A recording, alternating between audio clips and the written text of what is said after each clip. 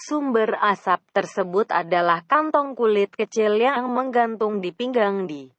Setelah melihat lebih dekat ketika kantong tersebut terbuka, benda yang mirip serangga secara terus-menerus memunculkan kepalanya untuk menciptakan asap tebal. Benda itu pastilah dark art yang berfungsi untuk menahan life yang berkurang.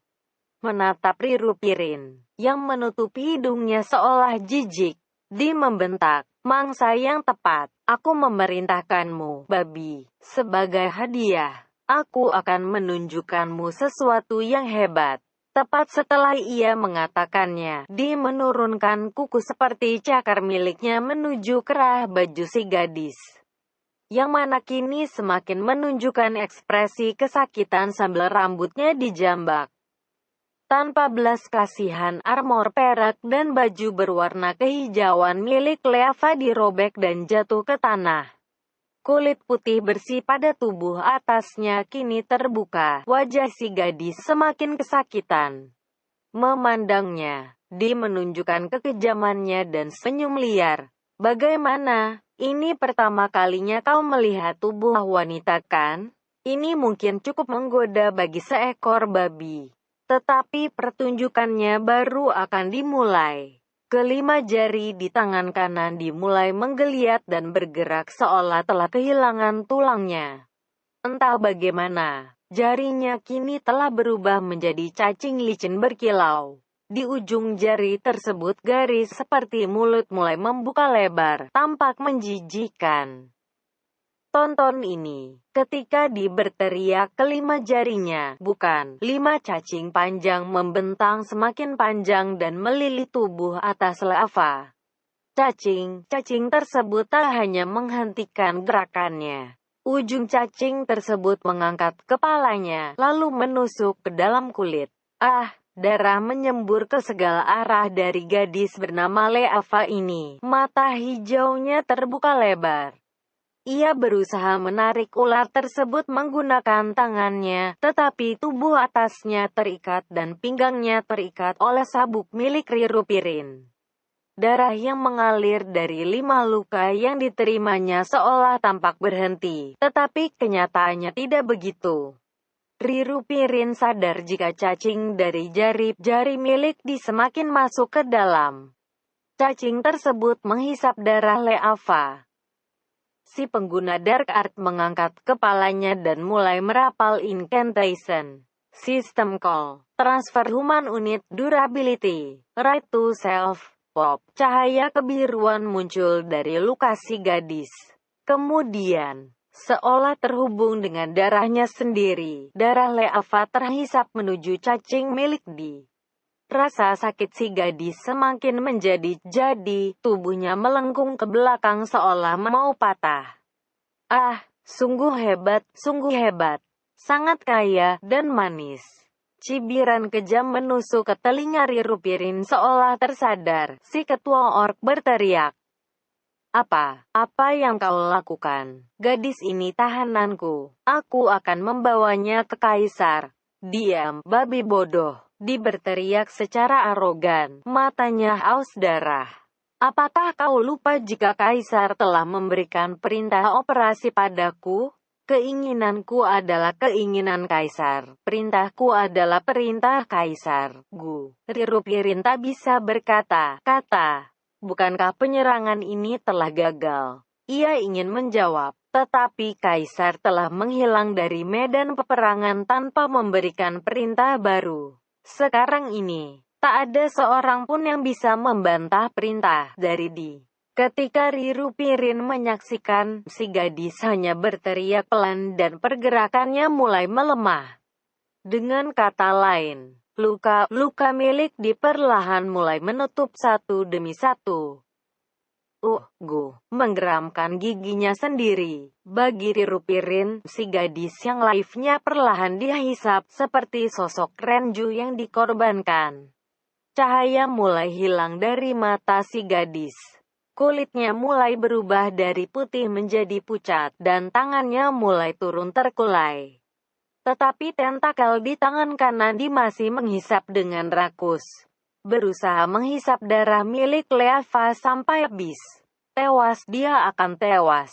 Tahanan aneh ini bukan manusia pertama yang tidak takut maupun menghina dirinya. Seketika, sebuah kejadian yang tak bisa terpikir, lebih tepatnya sebuah keajaiban terjadi. Mata Rirupirin terbuka semakin lebar. Tanah kehitaman, daerah tanah kegelapan di bawah gadis tersebut mulai bersinar hijau. Apa yang tampak seperti rumput hijau, yang mana tak pernah terlihat kecuali di bagian tertentu tanah kegelapan, kini mulai bermunculan dari tanah, dan banyak bunga berbagai warna mekar ke segala arah. Bau bunga yang terbawa oleh angin, dan bahkan cahaya merah matahari mulai berubah menjadi hangat. Pemandangan tersebut penuh dengan life. Kini berkumpul dan terhisap oleh tubuh si gadis. Kulit pucatnya kini mulai mendapat kembali warnanya, lalu matanya mulai bersinar lagi. Ilusi sesaat tersebut kini menghilang. Rirupirin sadar jika life si gadis telah pulih kembali. Rasa senang memenuhi hatinya, tetapi kemudian dirusak oleh teriakan.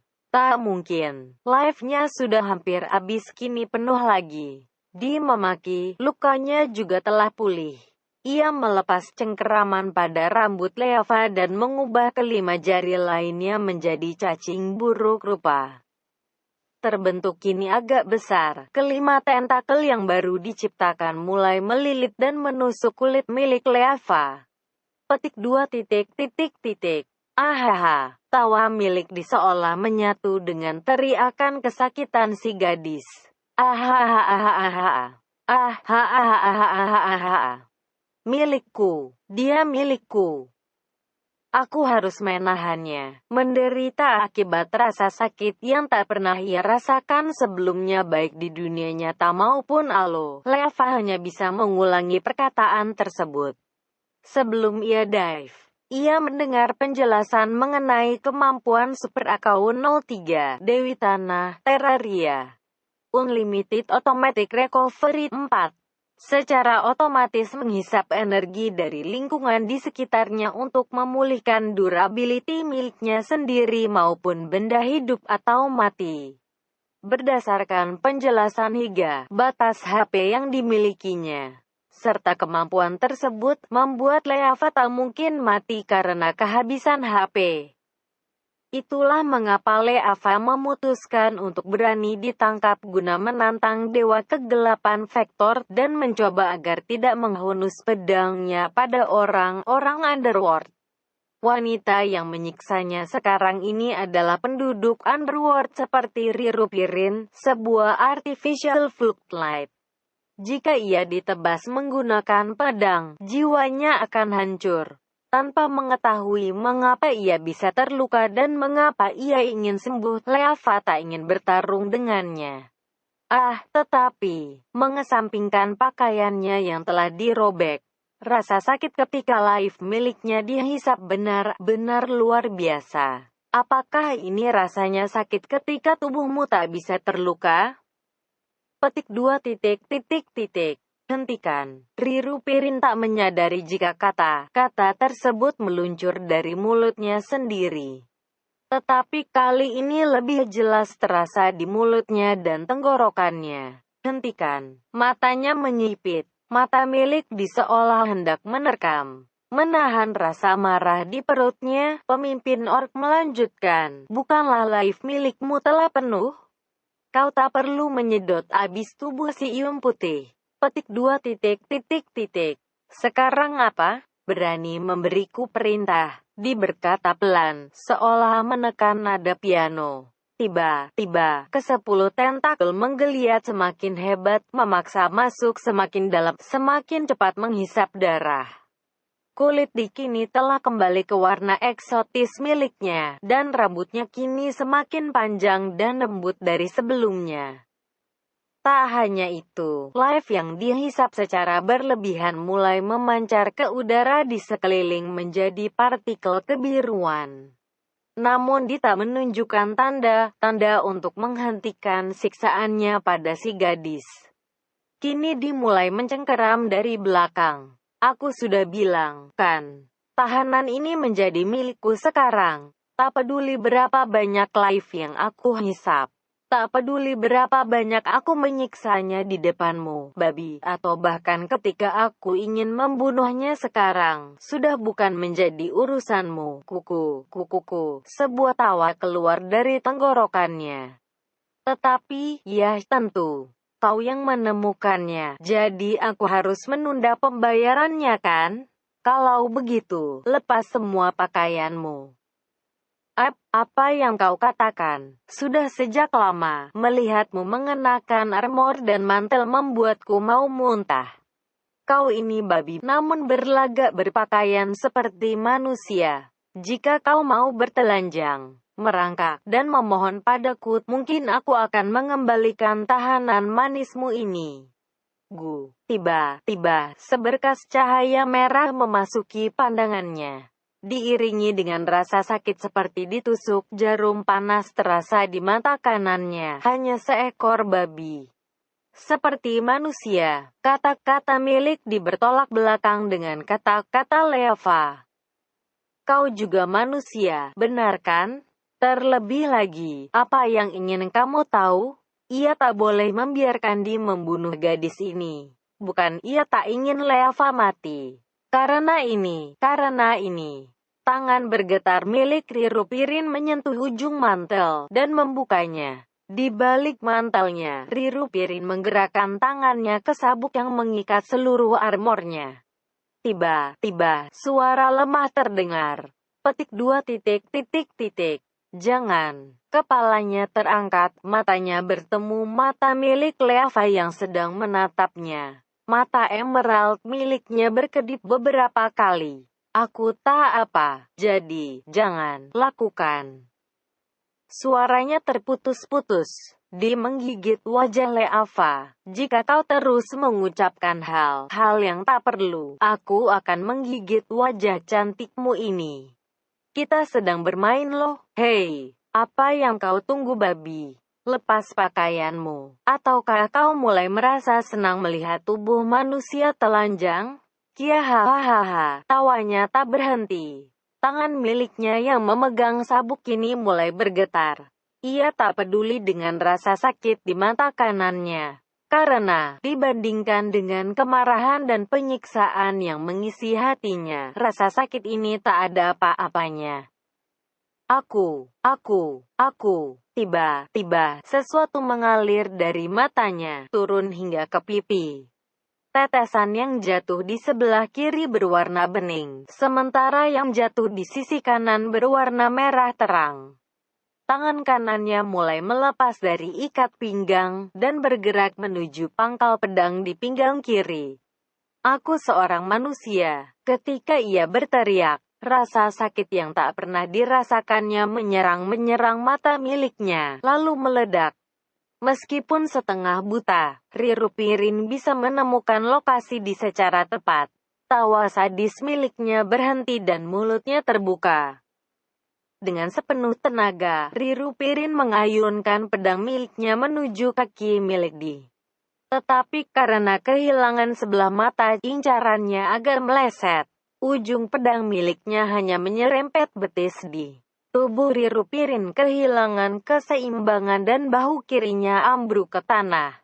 Mengangkat kepalanya, ia melihat Di yang kini mulai murka. Babi busuk ini, beraninya melukaiku. Ia melempar tubuh Leava ke belakang dan melepas tentakelnya. Dengan deru suara, tentakel tersebut berubah menjadi pedang hitam tajam. Aku akan mencincangmu, dan menjadikanmu makanan babi hutan. Pemimpin orc menunggu ketika pedang tersebut sampai menebasnya. Tam, dua suara terdengar pada saat yang sama. Pergerakan Di terhenti. Bingung, Rirupirin melihat jika lengan milik Di terjatuh dan menancap tanah. Ekspresi Di juga terkejut. Wanita tersebut perlahan menoleh ke belakang. Darah bagaikan air terjun mengalir deras dari punggungnya. Sosok Leava memasuki pandangan Rirupirin. Dibandingkan dengan sosok rampingnya yang tak memiliki otot, pedang panjang terlihat sulit untuk diayunkan ke depan. Meskipun kedua tangannya terikat, Leavala yang telah menebas tangan di berbatuk dan berkata, seorang manusia membantu seekor babi dan menebas manusia lainnya. Melihat pengguna Dark Art memaju mundurkan kepalanya tak percaya, Leava membalas, bukan. Aku hanya menebas orang jahat untuk menolong orang baik. Ia mengangkat pedang panjangnya lalu mengayun. Iya kah? Si gadis mundur ke belakang. Sungguh ajaib. Pergerakannya tidak berlebihan, namun cepat dan teknik miliknya luar biasa. Sekali lagi, Rirupirin menangis, karena terbawa emosi kali ini. Ketika ia memandang di pengguna Dark Art nomor 1 di tanah kegepalan dan yang terkuat di antara 10 bangsawan penguasa, terpotong menjadi 2. Gabriel Miller melihat secara jelas ketika si naga hitam mengepakkan satu sayapnya, mendarat pelan, lalu meraung. Ketika matanya berpaling, semua hal yang berhubungan dengan keberadaan sang naga yang ada di pikiran dan ingatannya lenyap. Ia memandang sekitar tanpa mengubah ekspresi wajahnya. Lokasi ia jatuh adalah sebuah daerah dengan banyak pilar batu. Pilar yang ia pijak di bagian tengah memiliki tinggi 100 yard dan lebar 30 yard. Melompat turun bukanlah hal yang bijak. Ia masih belum akrab dengan art yang mengatur elemen di dunia ini. Juga ia tak bisa meninggalkan putri cahaya Elis di kakinya. Jika ia memiliki tali, jangkar, atau tangga tali, Gabriel bisa dengan mudah turun ke bawah dari ketinggian ini. Tetapi tak perlu melakukannya saat ini. Karena musuh yang entah bagaimana berhasil menumbangkannya kini telah mendekat dari arah utara bersama dengan 3 ekor naga. Ia harus mengurus musuh ini, mengambil alih kendali si naga. Lalu terbang ke selatan. Gabriel mengangkat wajahnya dan menatap ke atas. Matahari virtual yang mengambang di langit merah telah mencapai titik puncak. Tak banyak waktu tersisa ketika Kriter mengatur ulang waktu akselerasi. Bisakah pemain Amerika yang berjumlah 50,000 menyapu habis pasukan kerajaan manusia sebelum dipaksa lockout karena percepatan akselerasi? Dengan jumlah 1,000 orang tersisa, pasukan penjaga kerajaan manusia tak akan bisa bertahan. Yang membuat ia ragu adalah para Integrity Knights yang telah berhasil menyapu pasukannya satu persatu. Tetapi salah satu di antaranya, Elis, telah berhasil ia culik, maka pengejarnya pastilah salah satu Knight juga. Hanya ada 1-2 orang Knight yang tersisa di medan peperangan utara sana. Segera Gabriel memutuskan keinginannya. Ia kini berbalik pada Integrity Knight Elis yang sedang pingsan di bawahnya. Sungguh sangat cantik. Begitu cantik hingga kesenangan yang ada dalam dirinya tak bisa berhenti. Gabriel sedikit bingung. Haruskah ia melepas senjata dan armor miliknya sebelum memborgolnya? Itu adalah pilihan paling masuk akal, tetapi musuh sedang mendekat dan tampaknya akan agak sulit dilakukan. Ia harus menunggu waktu akselerasi dan mengulur waktu. Bahkan ketika ia akan melonggarkan armor milik Elis, Gabriel harus melakukannya dengan lembut dan serius. Petik 2. Tidur nyenyak sekarang, Elis. Alicia berbisik lembut pada Elis. Gabriel berjalan ke tengah pilar bundar menunggu musuh. Baik itu Gabriel Miller yang sedang menggunakan super account 04 Dewa Kegelapan Vektor maupun Kriter yang berhasil mencurinya, keduanya tidak mengetahui fakta ini. Elis si Knight terkuat telah jatuh pingsan selama beberapa jam hanya dengan dicengkeram naga, itu karena kemampuan Vektor itu sendiri. 4 super accounts di Underworld diciptakan guna melakukan perintah langsung, penciptaan keajaiban di dunia ini dan lingkungan sekitar. Stasia, yang bisa mengubah dataran. Solus, yang bisa menghancurkan apapun. Terraria, yang bisa menyembuhkan durability. dan vektor yang bisa mengatur pikiran artificial fluctuates itu sendiri.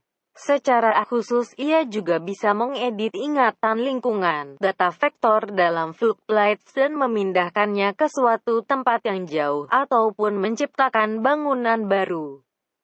Karena tindakan tersebut agak berbeda dengan ketiga dewi yang lain namun memiliki konsep yang sama, cukup sulit baginya menjadi subjek untuk disembah oleh penduduk. Terlebih lagi, vektor tak hanya memiliki prioritas equipment dan life paling tinggi, ia juga memiliki kemampuan pelindung terhebat. Kemampuan tak bisa dijadikan target art. Anak hilang vektor adalah salah satu dongeng yang diwariskan dalam Underworld. Cerita tersebut diwariskan berdasarkan salah satu perintah operasi pada penduduk setempat. Kombinasi kekuatan dewa kegelapan vektor dan imajinasi unik milik Gabriel Miller, ataupun incarnation yang bisa menimbulkan efek berlipat ganda yang bahkan tak bisa diprediksi oleh teknisi era TH. Ia bisa menghisap kesadaran seseorang tanpa menggunakan art. Fluctuate milik Alice juga berhasil ditaklukkan dan dipaksa untuk tertidur.